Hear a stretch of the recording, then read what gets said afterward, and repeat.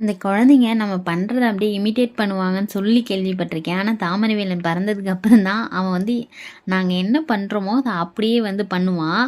அத பார்க்கும்போது தான் ரொம்ப ரொம்ப கேர்ஃபுல்லா இருப்பேன். ஏதாவது ஒரு விஷயம் பண்றதுன்னா, ஒரு மொபைல வைக்கிறதுனா கூட, இல்ல ஒரு பொருள நம்ம வைக்கிறதுனா கூட, அத போய் கொண்டே அந்த இடத்துல வைக்கணும்.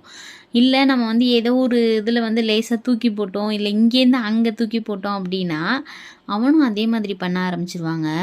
இன்னைக்கு பார்த்தீங்கன்னா, சாமி கும்பிட்டோம். அவர் வந்து நாங்க வந்து சூடம் காமிக்கிறோம் அப்படின்றதுனால, அவரும் அந்த சூடத்தட்ட எடுத்துட்டு போய் எல்லாத்துக்கும் காமிச்சிட்டு இருந்தாரு. வெளியில வாசல்ல நாங்க எங்கெங்க காமிப்போமோ, எல்லா இடத்துக்குமே தம்பியுமே காமிச்சிட்டு இருந்தாங்க. ஏன்னா இப்பலாம் இந்த பையன் மொபைல் எடுத்தாலே அவன் பண்ற எந்த வேலையுமே பண்ணாம விட்டுருவாங்க. ஒரு மாதிரி வெட்கப்பட்டுட்டு, அதே மாரி தான் நான் வீடியோ எடுக்கிறேன்னு தெரிஞ்சு, அந்த வேலைய வந்து பண்ணவே இல்ல. சாமி கும்பிட்றது மட்டும் இல்ல, இதே போல வீட்டு வேலையும் நெறைய வந்து தாமரைவேலன் செய்வாங்க. ஏன்னா என்னோட ஹஸ்பண்ட் வந்து எனக்கு வீட்டு வேலை எல்லாத்துலேயுமே ஹெல்ப் பண்ணுவாங்க.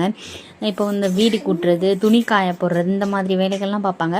அப்போ தம்பியும் தொடப்பத்தெல்லாம் எடுத்து வச்சு சும்மா கூட்டுற மாதிரி, மாப்பை எடுத்துகிட்டு வந்தோம்னா அதை வந்து அவங்களா இங்கேருந்து இங்கே இழுத்துட்டு போவாங்க. அந்த மாதிரி நிறைய செய்வாங்க. குழந்தைங்க வந்து நம்ம பண்ணுற எல்லாத்தையுமே நல்லா அப்சர்வ் பண்ணுவாங்க. அதனால நம்ம நல்லதே பண்ணுவோம்.